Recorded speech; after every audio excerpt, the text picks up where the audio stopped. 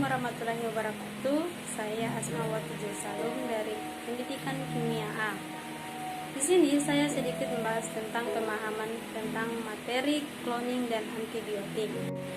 Cloning adalah proses genetik untuk menghasilkan keturunan yang sama dengan induknya, baik itu berupa tumbuhan, hewan maupun manusia. Cloning dalam bidang genetika merupakan replikasi segmen DNA yang tanpa memerlukan proses seksual, sehingga cloning ini biasa disebut dengan istilah rekombinasi DNA.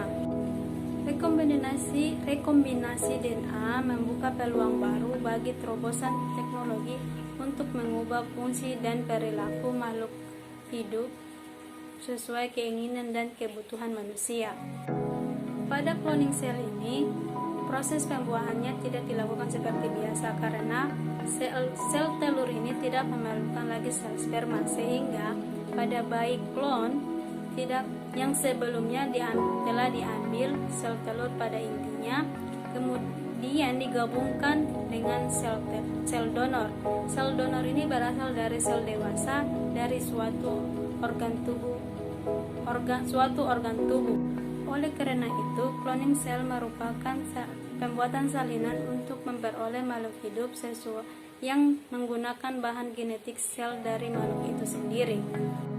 Hasil gabungan tersebut kemudian ditanamkan di dalam rahim, kemudian dibiarkan berkembang sampai lahir. Ada macam-macam pada pengkloningan gen, yaitu pertama cloning embrional, kedua cloning DNA dewasa, ketiga cloning terapeutik. Pada cloning embrional ini merupakan teknik untuk memperoleh kembar identik meniru sesuai dengan secara alami. Nah, seperti kita ketahui sudah banyak pasangan-pasangan yang mempunyai anak yang kembar identik. Sedangkan cloning DNA merupakan rekayasa genetik untuk memperoleh duplikat dari suatu individu yang sudah dewasa. Dan untuk cloning terapeutik ini merupakan rekayasa genetik untuk memperoleh sel, jaringan, atau organ dari individu tertentu bertujuan untuk mengobati atau memperbaiki kesehatan.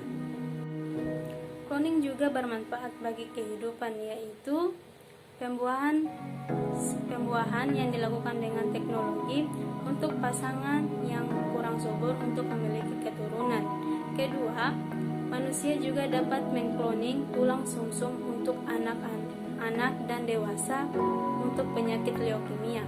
Yang terakhir itu, manusia juga dapat mempelajari cara menghidupkan dan mematikan bakteri, sehingga cloning ini diharapkan dapat membantu mengobati kanker yang telah menggerogoti sel-sel manusia. Baiklah, itulah sedikit pemahaman saya dari materi cloning. Selanjutnya pada materi antibiotik.